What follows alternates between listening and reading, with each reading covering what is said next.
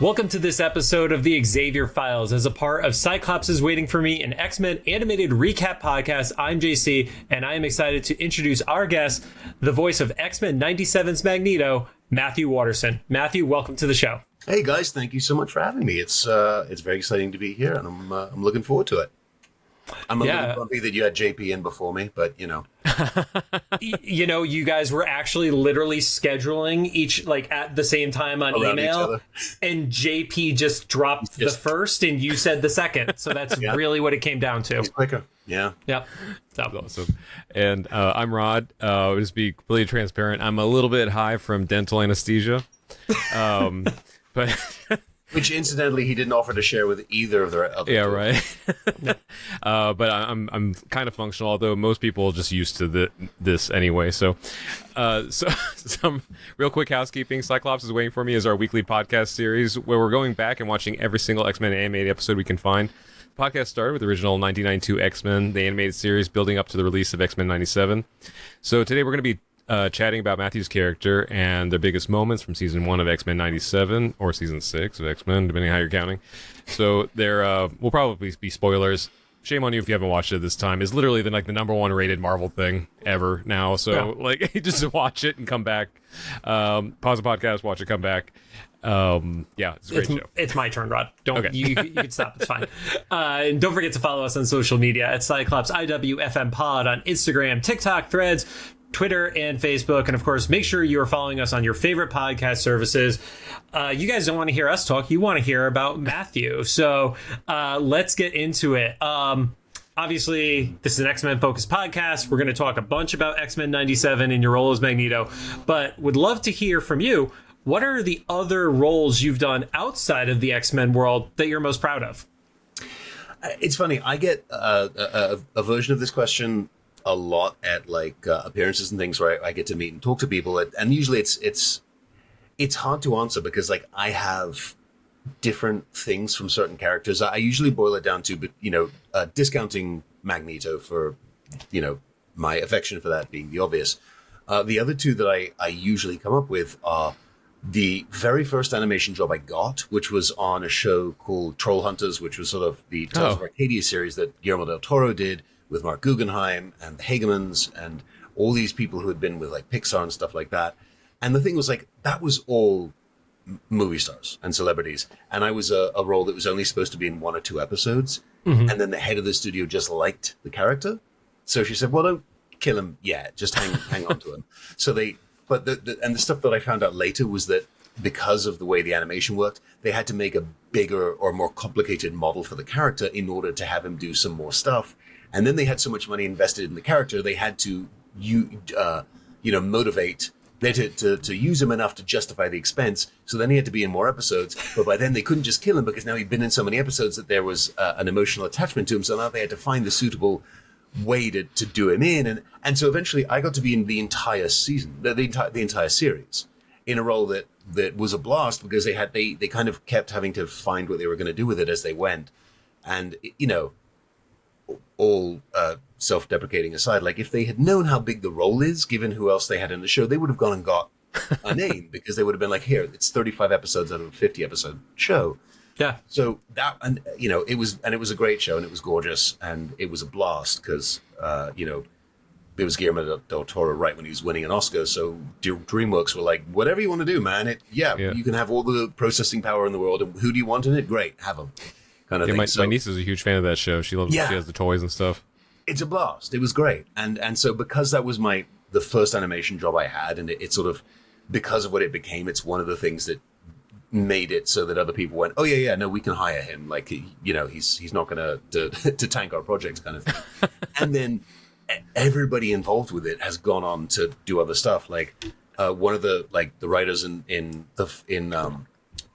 Troll Hunters that ended up being the showrunner for the second show in the group, the Alien one, Three Below, was Ashley Bradley, who was then brought into. She was the creator and showrunner for What If on Marvel, nice. So the other writers on it are now on Star Wars, and they're on here, and they're everybody sort of went on to do things. So there's this feeling of it of everyone kind of went, oh, we got a lot of, well, not everyone, a lot of people felt oh, this was the thing that got me a break, and that was the way I felt about it. So that one's always going to have a really special place to me. And then the other one is the series I did right before this that I actually did with AJ Locasio, which was Crude's Family Tree, which was a TV show version of the Crude's movies.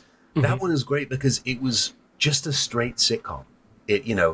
It's animated, but it's a straight slapstick sitcom. So A, it's one my kids can watch, and B, I don't get to do like slapstick comedy that much. And that was one where I got to do, 52 episodes of just falling down wells, being crushed, being thrown off of things, being tripped, being smashed. The library that they have of my screams of terror is endless. And so that one was so much fun to do because I don't get to do that as much. Love that. And then the ones that stood out to me when we had heard that, you had gotten the role as Magneto, Jason Blood and Etrigan for the Batman. I forget what the subtitle. Gotham. Yes. Yeah. Yeah. Yeah. And that one was a plus. Etrigan's just got to be a wild one to read because you're like, oh, I have to speak in rhyme. Like, yeah. And that was it. Like, in full disclosure, I was not familiar with that character. And so the director of that, Wes Gleason, I knew him because he did Justice League Action, and my wife Rachel was Wonder Woman in Justice League Action. So I got to meet him when, like, she had done SDCC, and I'd sort of gone with her as the tag along. And so sort of got to meet him there. And then they got a hold of me, and he said, hey, so I have this character, which is Jason Blood and Etrigan in this Batman movie. And Jason Blood sounds just like you. He has a sort of English accent, sort of gentleman's English accent. He goes, Etrigan is a demon. And I also do a good amount of creature stuff. So he said, I'd like you to do it because I think we can use your voice without having to do a whole lot of processing to it. He said, do you know the character? And I said, no, I'm not familiar with it. He goes, so here's the trick. Etrigan is this giant demon who is terrifying. He also speaks like a Dr. Seuss character. And I was like, what? He goes, so you have to try and find a way to speak in a demon character voice in rhyme, like the Cat in the Hat, and still make it sort of vaguely scary. And I went, that's not easy. He's like, no, that's the trick. Yeah, So you had like a musical quality to your delivery, but at the same time, you have to be terrifying too. Yeah, it's got to sound like a monster, and so that was fun. Just because as soon as he sort of told me what it was and introduced the character to me, I went, that is terrifying and sounds impossible. So cool. Let's see how badly I can screw it up. And then other ones I just want to call out, Castlevania, you were in that. Dragon, and yep, that was, loved that series. I was one of those video game guys who was like, oh, they're making this into a cartoon. And it was like at that phase where they hadn't started redeeming themselves of doing the adaptations and everybody in that project was fantastic. And then correct me if I'm wrong, you were also Doomslayer in the recent Doom video game too, right? Yeah. Wow. Yeah, in Doom Eternal, that was an interesting one because that was the first time that character ever spoke. And I didn't know what I was doing until like halfway through the session. Like I didn't know what the game was and what the character was. And then like halfway through the session in a break, a couple of the developers who were there had said, hey, can we do a quick photo? And I said, yeah, sure. Why? Like nobody usually cares. And they just said, well, this character hasn't spoken before. And I said, oh, well, I don't, who is it? And they said, it's the Doomslayer. I said, what do you mean he's not spoken this game? I remember this game when I was in school of the kids who had a lot of money who had their own laptops playing the original Doom and like 16 grays on their Intel 486 laptop. And he goes, no, he's never spoken. This is the first time he's spoken. And I sort of paused and I went, I'm really glad you didn't tell me that at the beginning. I would have suddenly gone like, oh God, wait, no, what do I do? And they said, no, what you audition with is what we want. So just do that.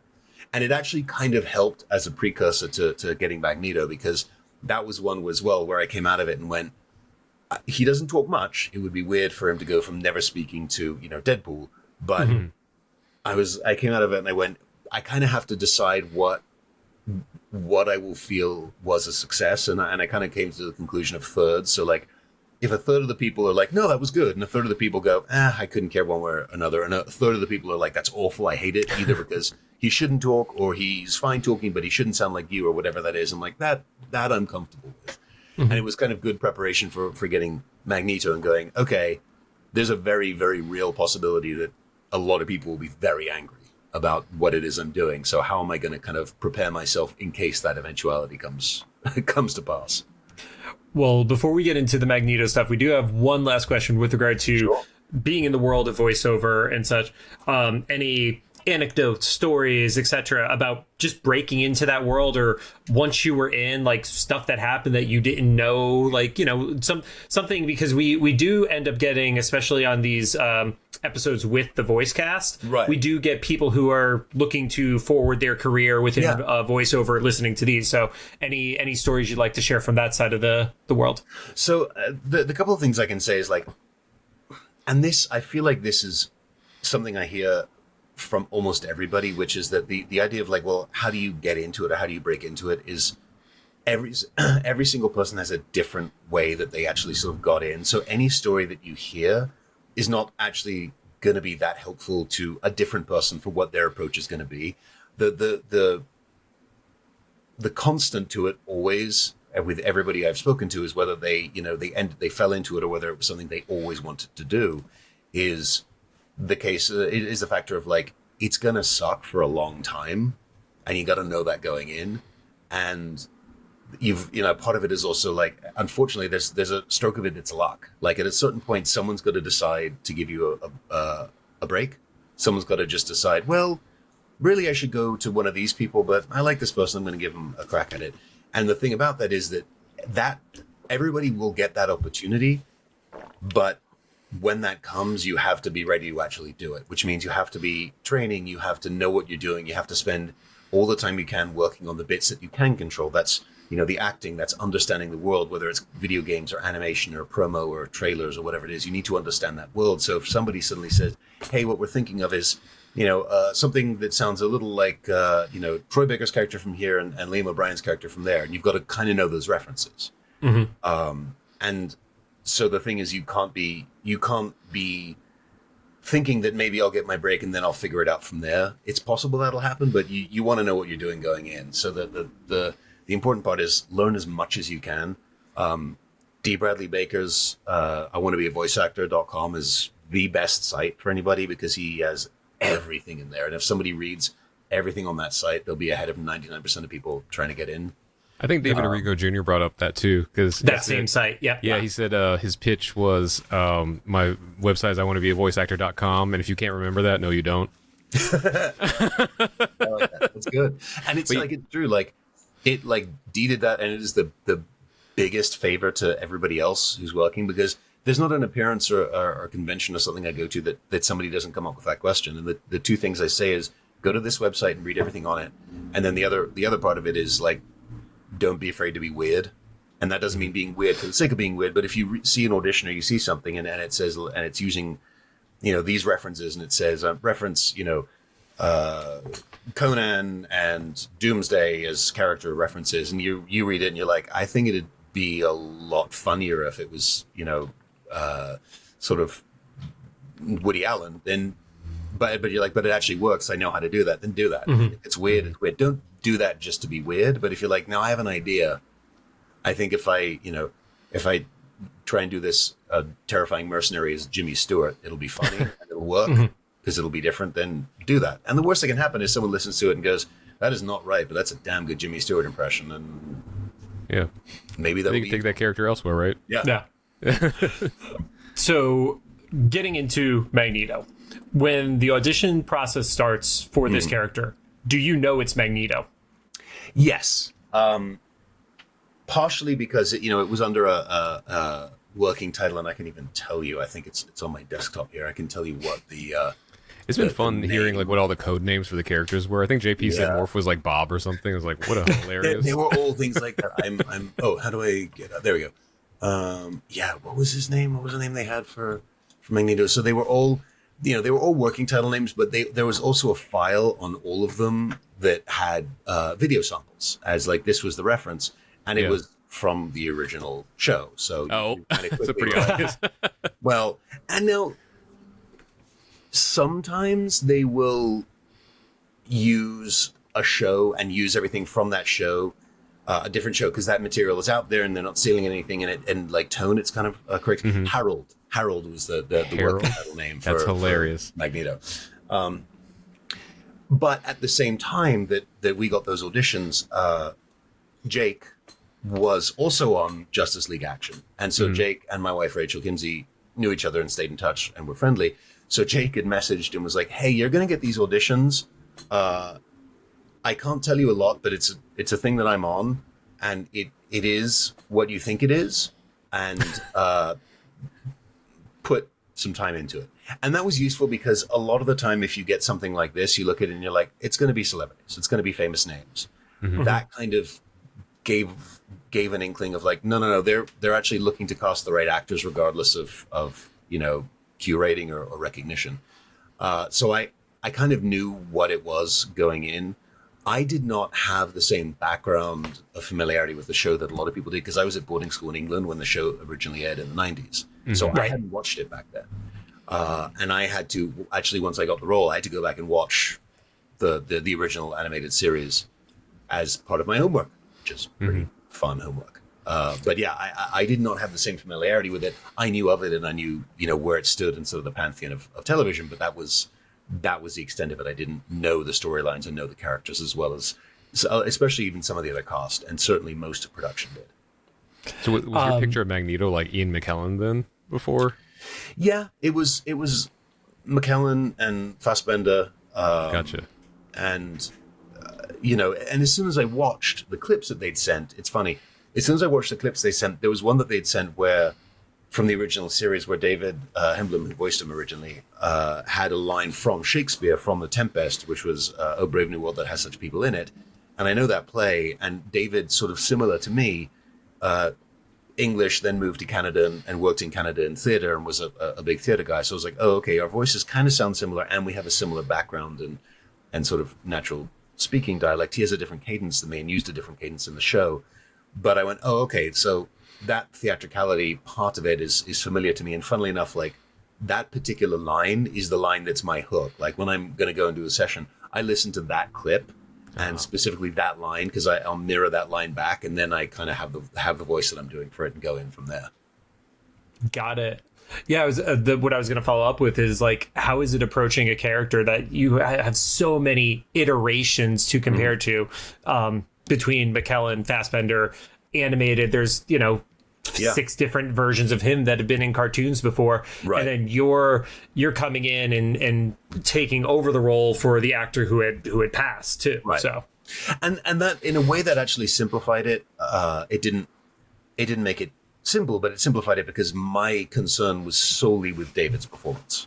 They had said what we're looking for is a voice that if somebody is watching the animated series and going straight into 97 at the end of it, it doesn't have a record scratch moment of like, oh, that's completely different. But coming into 97, the character is in such a different space than he was in all of the animated series, which is why they're like, everything is different for him. The where he is, his outlook, how he's trying to relate to the world, how he dresses, how he sounds, the way he talks, all of it has been adjusted because he's had this massive shift in perception of the world.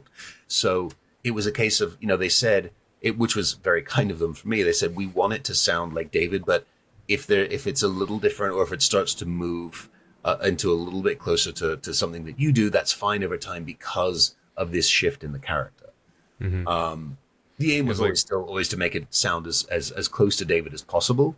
But it gave me a little bit of freedom as we went through the season to kind of put a little bit more, make some of my choices that were just my choices as opposed to trying to filter it through his performance and try and make sure it was consistent. Yeah, because you had the version of Magneto that just like lost his lifelong friend, our frenemy, I guess, like. Yeah, and so and saw him sacrifice everything for his point, his idea of the way to get to where they both want to get to. Like, and that's always been one of the fascinating things about this particular character and this particular antagonistic relationship is for want of a better term, the bad guy has the same end goal as the good guy. They just have a different way of going about it. And so to see what, the other person who he respects, one of the only other people who he respects and cares for as much as, himself in the world has done what Charles does at the end of the animated series, that's enough to shift his perception and go, maybe I'm wrong. Maybe Charles is right. and I owe it to him to actually take an honest crack at this. And one of the great things was, and I didn't watch the show, but I liked watching reaction videos on YouTube to the show. One of the great things was the number of times people were, especially in episode 2, when people were like, "Oh no, Magneto's going to kill them all now. It's over. Like, I didn't last." Like, oh, he's like, as soon as Storm got hit, they're like, he's gonna wipe out everything. He lasted one episode of this good point of view, and it was really satisfying to see people being like, "Oh crap! Like, all right, he's just held it together." Mm-hmm. And stuck to it, and having people be able to go like, oh no, through the visuals and the writing and the way we did it, they're like, oh yeah, it wasn't a case of like, oh, he's just changed. It's like, no, you can tell. And he says like, I want to kill you, but I'm not going to right now. Yeah. And one of the things that we've been doing with the hiatus between seasons is we are now in X-Men Evolution, and okay. It's wild because you can look at all these different versions of the character between the live action, between the other shows. The version that the animated series in '97 have is the closest to what I've been reading in comic books for literally decades. Sure. And Rod has a different experience because he's never been the picking up and reading the comic book guy. Gotcha.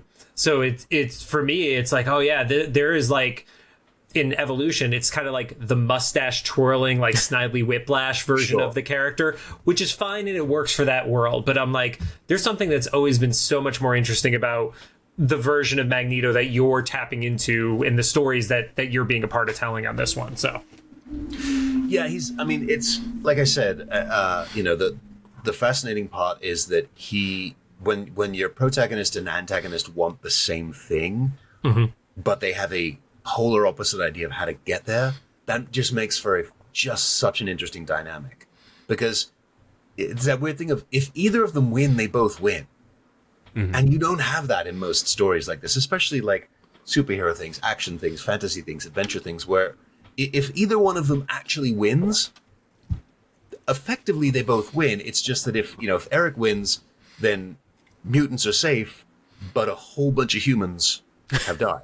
Yeah. If Xavier wins, mutants are safe, but there's still a whole bunch of humans alive. But like, the people who they are ostensibly representing, Charles, as he says, it represents both, humans and mutants. But like, it's this weird thing of like, if you think about it and you're like, okay, if Magneto goes his normal route and actually succeeds, and, what ends up happening is humans might be servants, but they're going to be safe and protected once it's done, and mutants will be safe.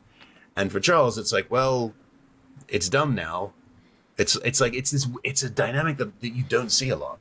Yeah. So that kind of makes it fascinating, and it makes their closeness and their inability to ever write the other one off very realistic and very compelling. Yeah. Speaking of reactions, you started alluding to it.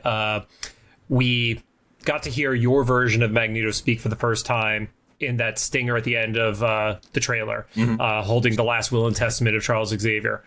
What was the reaction to that, like from your perspective? Obviously, we were losing our minds, but like, right. What was your vibe actually being on the other side of it? Well, when it came to actually recording, so the way I got the job was I did the audition, and then they wanted a callback, which was effectively like a trial session, and we were recording episode 2. That was the one that they were like, we're going to record, and then we're going to take that and play with actors and make sure that it fits and all that kind of stuff. So that was the one that I'd read. So I'd read, an early version of episode 2 and recorded that for the audition. So then when we came back and we're actually started to record the show once, I got the job and we were into it. I got episode 1 and saw that final tag, already knowing like what happened in episode 2. Mm-hmm. And so there's a couple of moments, but that was the first one where it was a case of going, okay, so I have to ask to the writers and directors, how much is he twisting the knife here when he's sitting there looking at all of the X-Men just standing in the middle of the office, and especially like the obvious one is especially Scott, because as Scott quite rightly says, like, why am I not in charge? I've effectively been like, the command sergeant major of the team the whole time while Charles was the commanding officer. Why am I not in charge? And so, to be able to just do it like that and read that to them, also dressed in like the black and purple trench coat with the Vidal Sassoon hair now out and all that kind of stuff. It was really fun to go like, how is this just straight delivering, or does he know what he's doing to them? And they sort of said, no. He knows what he's doing to them. So, and because the character was genuinely going to try to do the right thing, it allowed me to be a little more melodramatic with like twisting the knife and being a little more snarky with it. Whereas if it was all a show, then he would have been trying to be very honest to make it seem like, look, this is how it happened, but this is what we're going to do, as opposed to like knowing that he's actually going to try and do the right thing. He can be a little bit snippy with it, which was so much fun.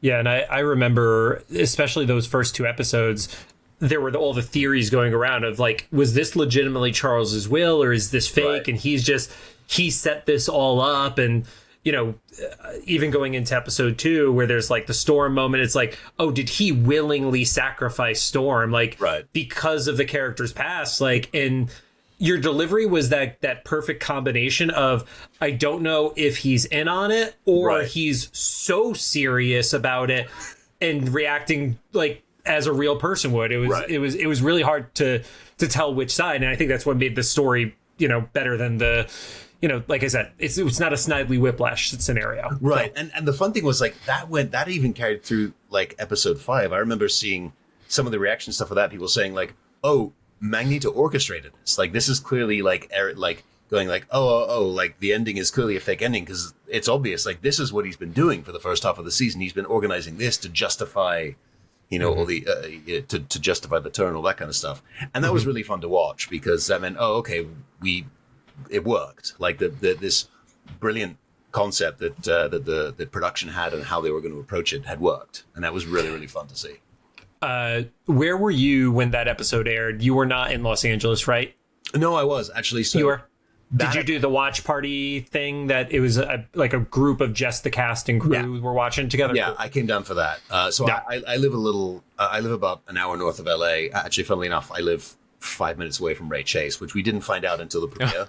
When somebody in like a group chat was like, "Hey Matthew, are you driving down from wherever?" And I said, "Yeah." And Ray goes, "Wait, where do you live?" I said, he's like, "We're like 3 miles away from each other."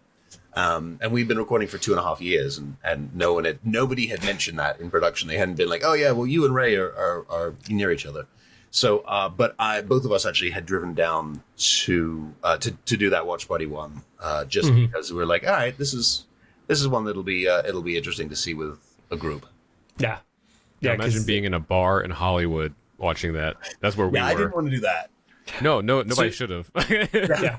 No, we watched ours the night before at midnight, and then we would go to the events at Scum and Villainy, and that one, it was very much when we know everything is hitting, we're watching the crowd. Like, we weren't even watching the screens at that point. It was wild. Yeah. Because that happened there was a part of me that would have been interested to see that. There happened to be a screening, too, where I still don't know how they pull this off, but, like, every once in a while there are children at this bar.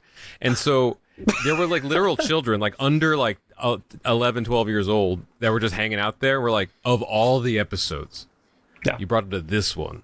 And there was definitely a dude in the bar who was dropping F-bombs very casually as certain scenes were happening. And I'm just looking at him like, oh, that kid's learning new stuff today. Yeah, it's like, so you get to learn about all the curse words and genocide in the same night. Good luck, parents, you know? Yeah. I mean, what's the kind of marching that those shadow guys are doing? We're not going to talk about. Right. Yeah. I don't have the bandwidth to explain the Third Reich to you. So I'm actually going to skip ahead because we're on this like path around like episode 5 and stuff. You just had some amazing, iconic speeches. Like, is there one that stands out as like, God, I nailed this as you were doing it? No, honestly, nothing as I was doing it. Okay.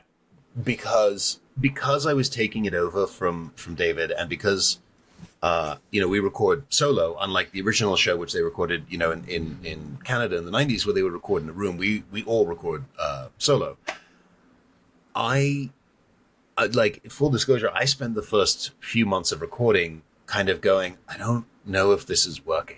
I don't like it feels very theatrical. It feels very big, and I don't know if this is going to work. And then I got to a point where I went, I can't change it now. I can't change what I'm doing for the characterization now. I have to assume that if it was wrong, that Meredith and Jake and Bo and everybody else would have said like, no, you're off. So I'm like, whatever I'm doing, they seem to be happy with.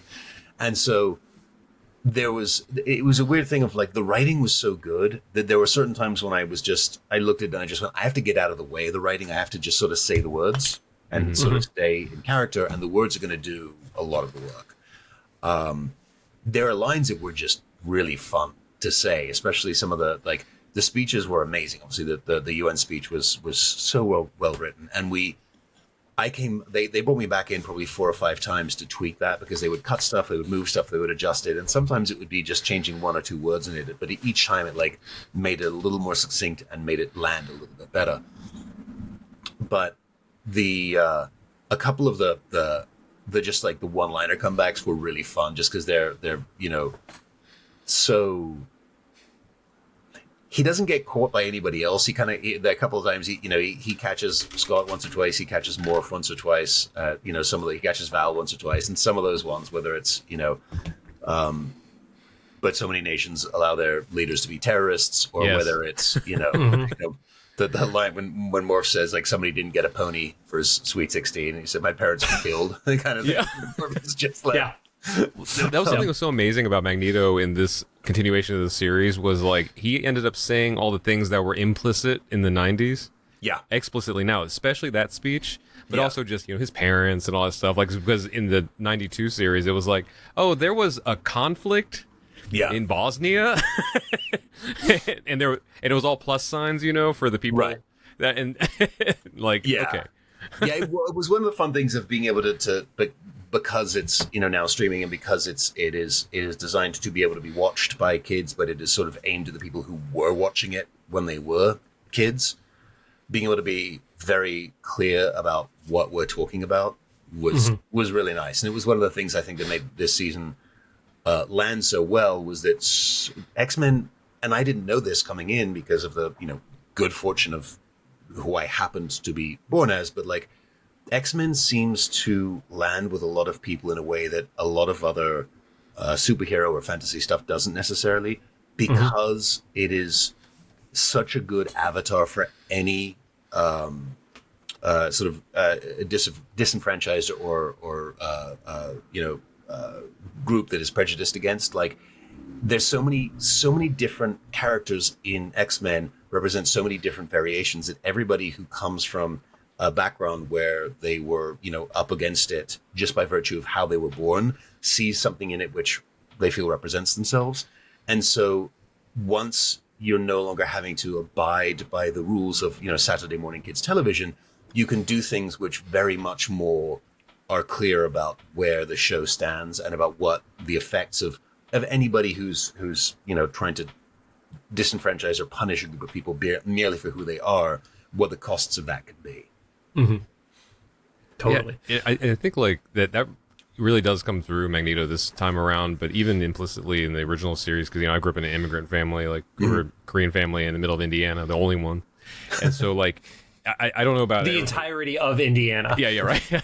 But I don't know about everybody else, but like I know me and my brother, like we all knew we were supposed to like Xavier and we respected him, but we all silently agreed with Magneto, because Charles is the guy that is well-intentioned but grew up with privilege. He's wealthy. The Magneto like lost his family in the Holocaust and survived it. Like it's like a different scale of things, and so like whenever Xavier's like, no, world peace is attainable, Magneto's like, let me tell you about how that goes historically.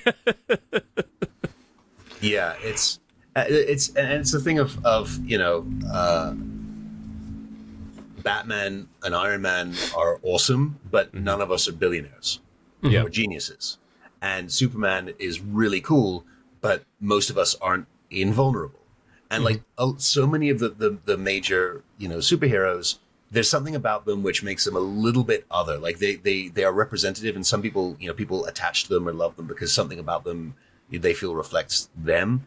But one of the things that's amazing about the X-Men world is that we focus on the X-Men, which are the mutants that have powers that give them, superhuman abilities.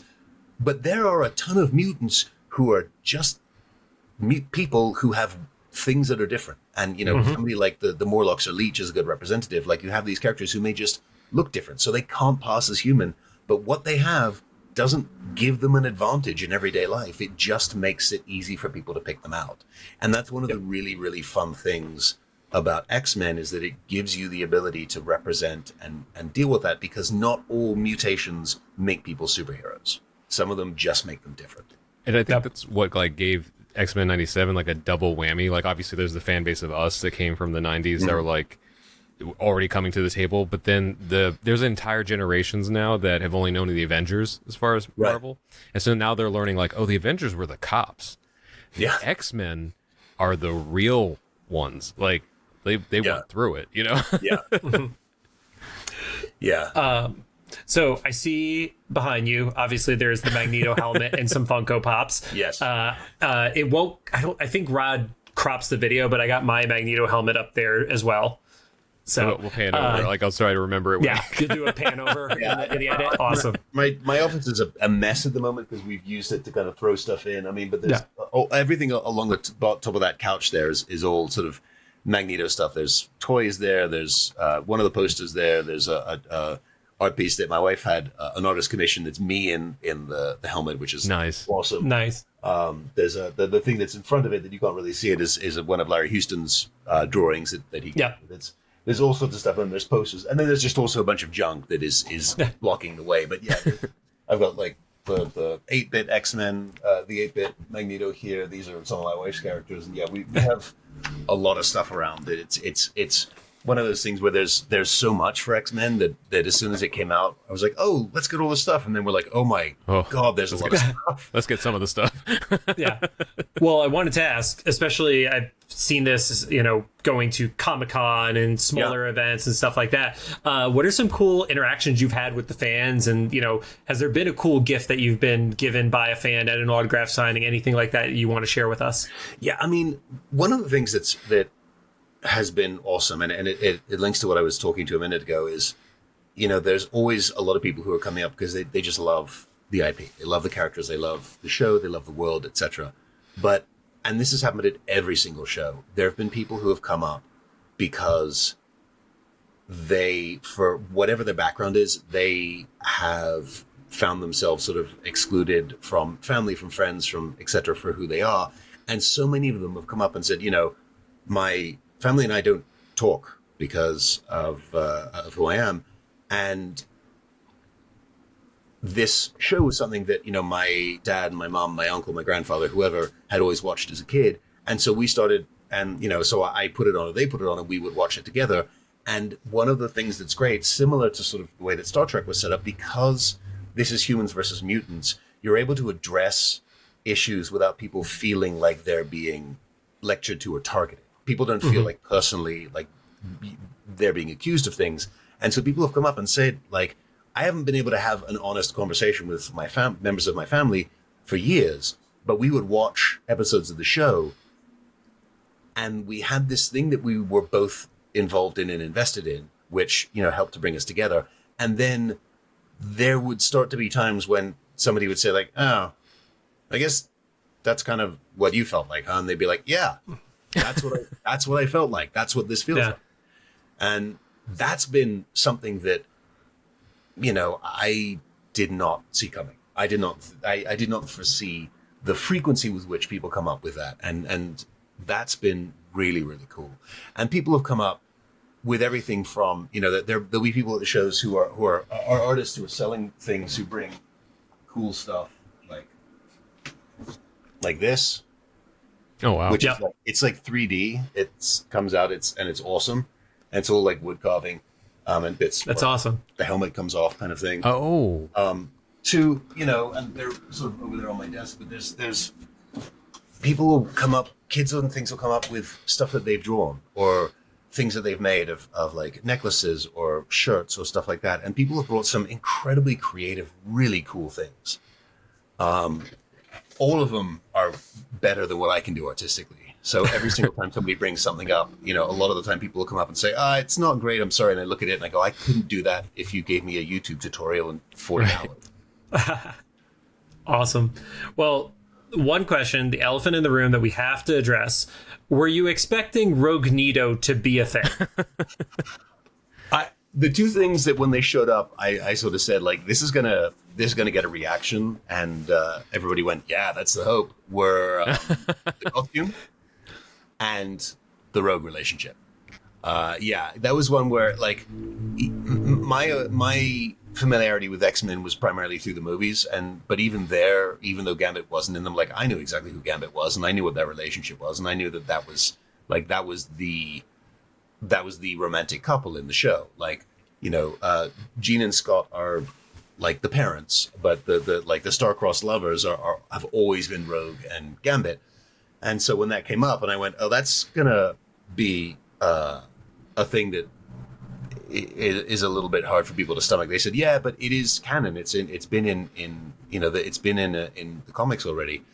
And when I actually thought about it, there's a thing to it that makes a lot of sense, which is that those two characters, more than almost any other, some others could, but those two are alone.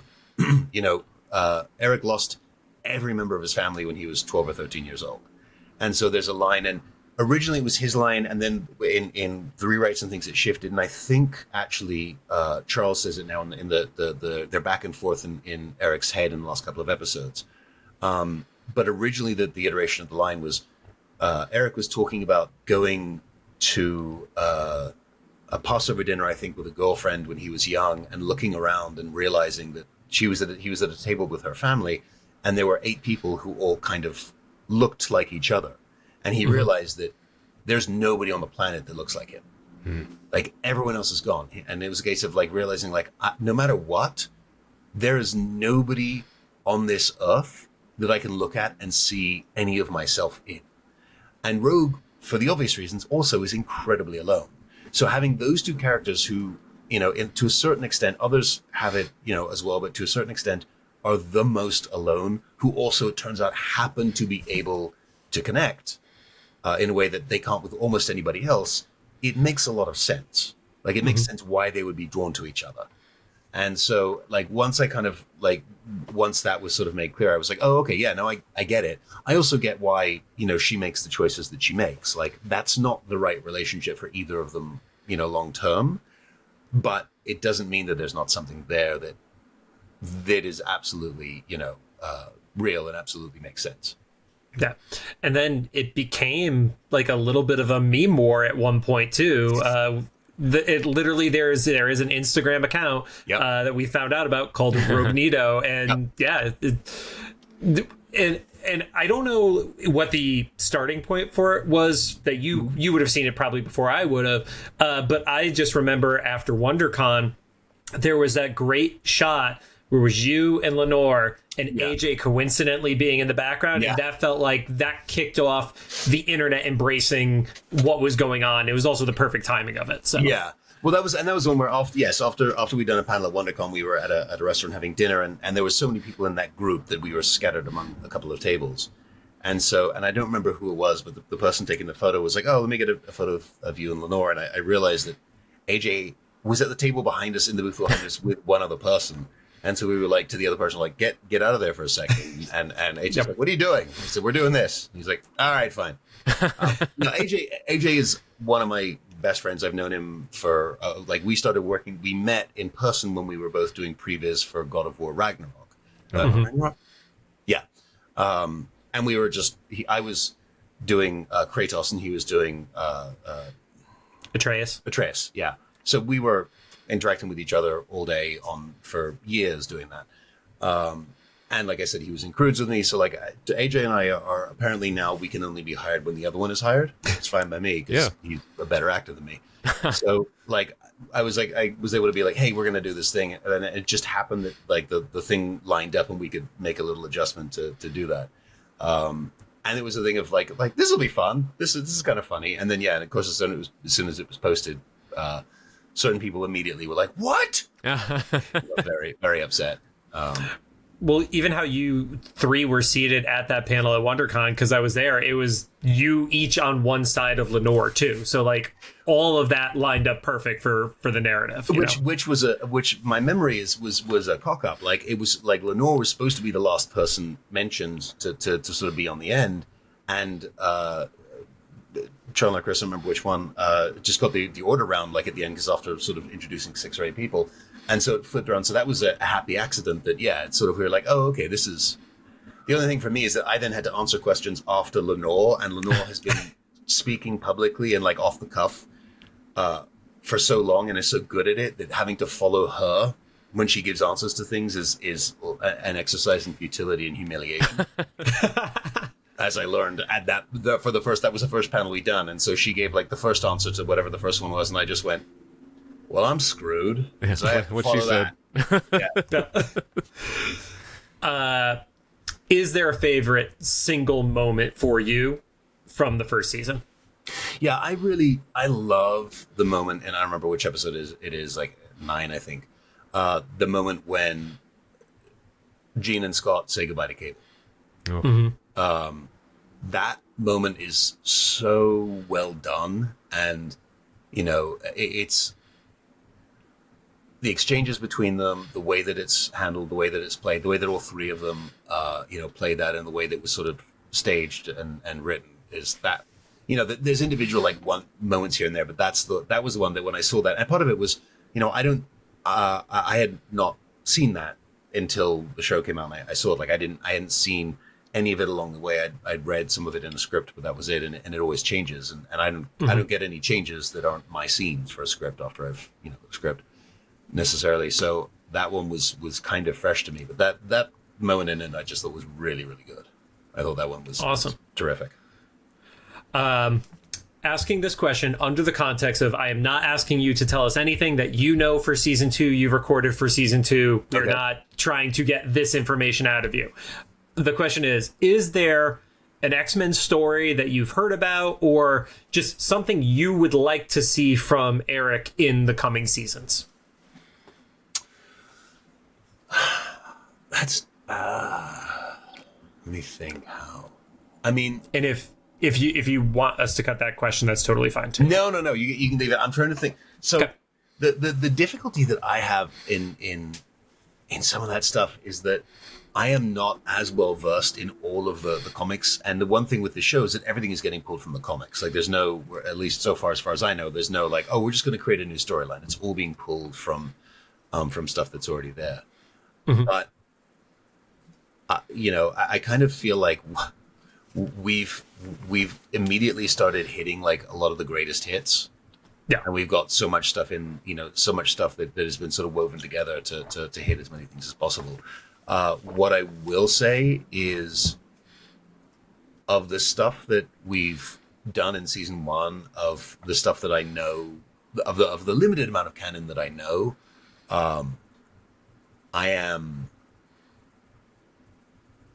the stuff that I know exists, I am very happy with the choices that are currently being made for what is being used. Awesome. Oh, yeah. Nice. It's a very well-crafted response. Yeah.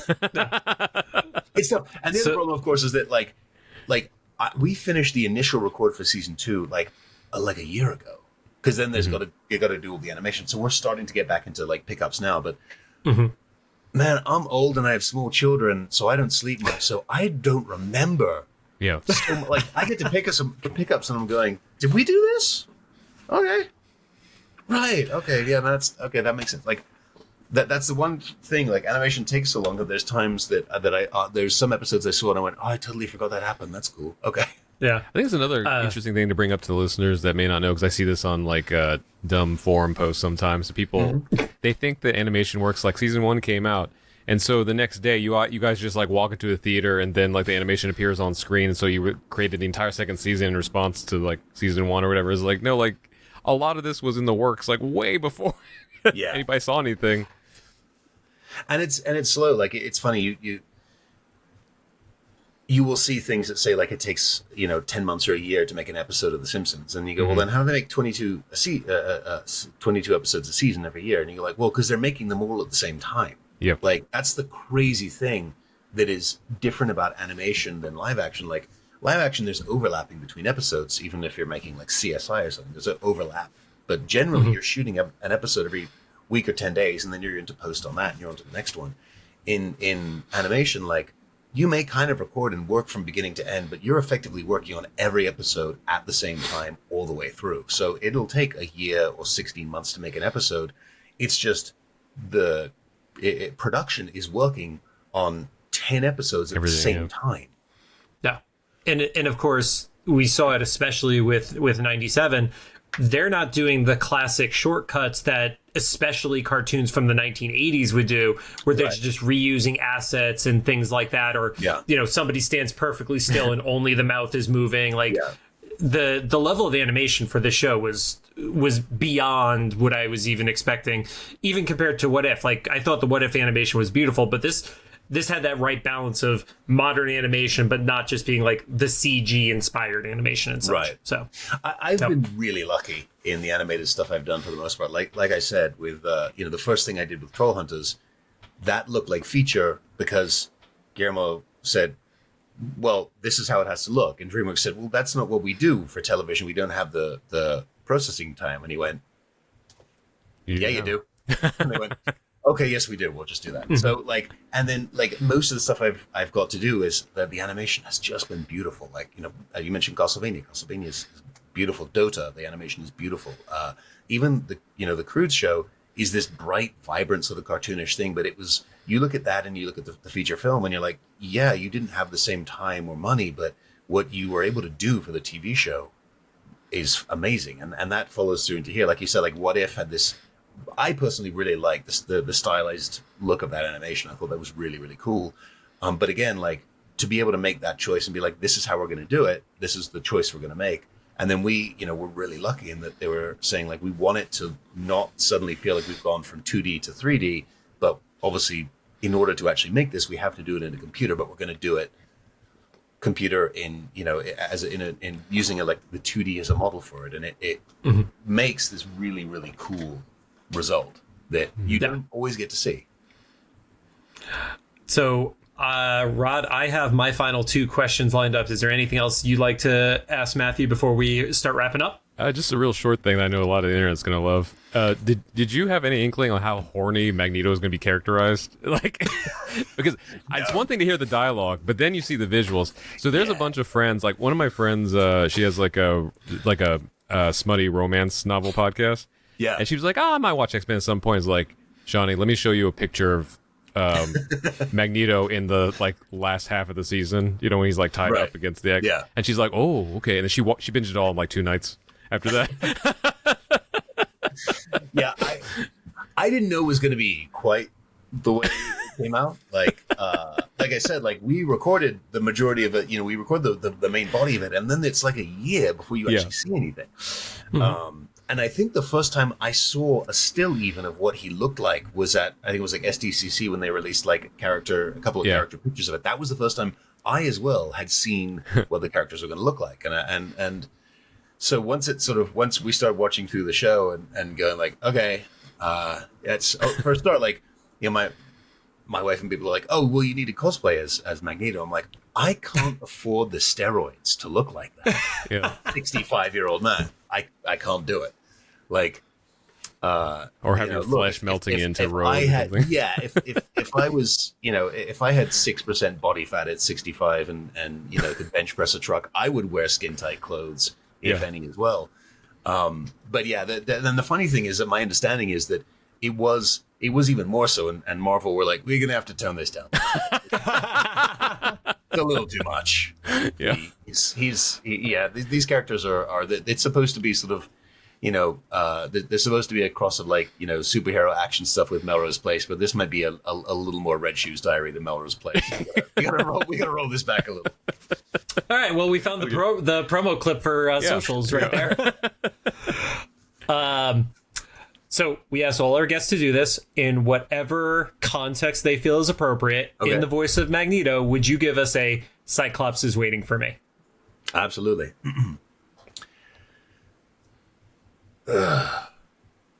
Cyclops is waiting for me.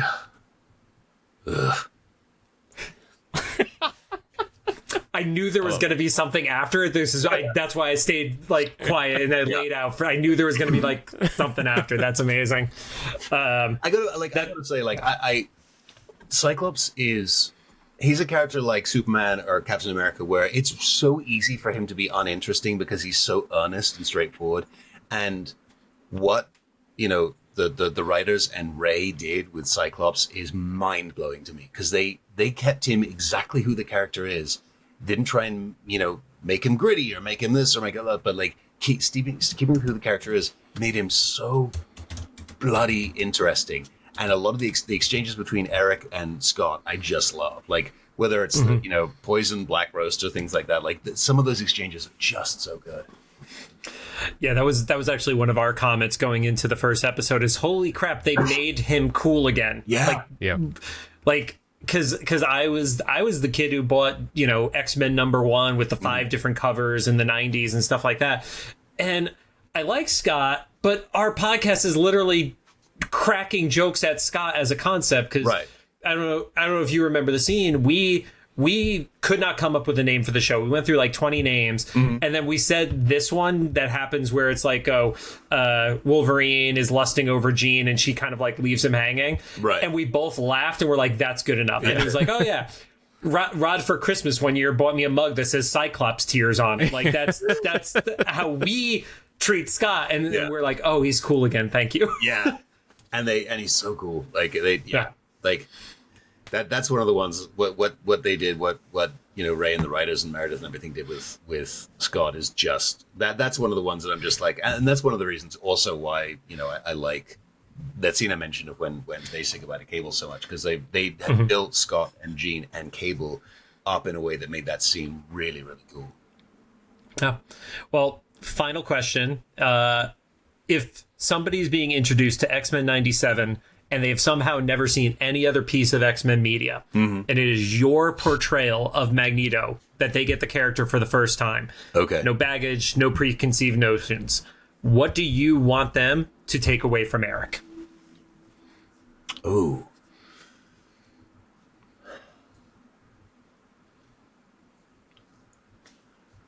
That's a really interesting question. I hit every single person from the show with this one. I'm very proud of coming up with that one. Yeah. Good. I think the most important thing to take away from Eric is that no matter what, at the end of the day, this iteration of him especially, and this is going to sound weird at first, is he is almost entirely selfless. Because he doesn't need to do any of this shit. Like, he could just live and nobody would know what he is if he wanted to, but everything that he does is because there are people who are at risk and who are not able to protect themselves. And that happened once and he couldn't do anything. Now he happens to be one of, I don't know, a dozen people on the planet who can single-handedly shut down the planet. And so he's like, I don't have a choice. I have to try and protect people. And his, like, even to the X-Men who he has been the antagonist of for so long, like, when something happens to them, he's like, I don't care that you guys have fought me and stymied me at every step. Like, you're my people and I will stand with you, no matter what, when push comes to shove. And that sort of commitment to a cause greater than himself is one of the things that I think makes him so interesting as not just an antagonist, but as a character. Awesome. Love that. I don't know what we could follow up with after that one. So thank you. Thank you so much for joining us, just man. Watch that and don't watch Ian McKellen or Michael Fassbender, because then I start to get very self-conscious. That's what you're like, oh, you're taking over from David Hemblum. Oh, God. Also, the other two versions that everybody knows are Ian McKellen and Michael Fassbender. Great. That's not stressful at all. Yeah. It's not like you're taking over after like a Batman Forever version of the character. Yeah, it's not like there's been like a bad. They made the big movies and then they kept making them and eventually kind of got bad and they kind of went B movie and you're like, oh, okay, it's vaguely competent now. You're like, no. The only people who've played this, and even if you go to like the other animated iterations, like you say, it's people like Chris Judge or someone, and you're like, okay, cool. There's not a weak link. There's different versions, but there's not a weak link. So, yeah. Well, Matthew, thank you so much for joining us and giving us your time today. What should people know about what you have coming up, aside from the anticipation we all have for season 2 of X-Men 97? I am crap at social media, but the one thing I am good at is actually putting appearances and things like that in shows that are coming out on it. So, and the only one I'm actually good at being on or putting stuff on is Instagram. So, MJ Waterson at Instagram has most of it. I think the next thing after this comes out is I'm going to be at Justice Comics in Tempe, Arizona on November the 9th for a signing day and stuff there. So if you happen to be in the Arizona area, that's a very cool store. It's like 2 stores next to each other, and one is all like old comics and one is all new stuff. Oh, nice. So you awesome. can't get anything there, so that's really cool. So I'll be down there in November. I think that's the next thing, and then I think that's kind of it until the new year. And then next year, as far as appearances, I'll be at 1 or 2 things a month, but I don't remember them off the top of my head because, Of course. I'm old and I have small children and I don't sleep. So I remember almost. Understandable. Well, again, thank you. For the audience, if you have any thoughts, make sure you drop them into the comments for either the YouTube upload or the official Instagram post about this episode. If you like what you heard, we would appreciate a podcast app rating. You can find us on Apple Podcasts, iHeartRadio, Amazon Music, Spotify, YouTube Podcasts, CastBox. I don't think there's any other way to finish the episode other than saying Magneto was right. Yes.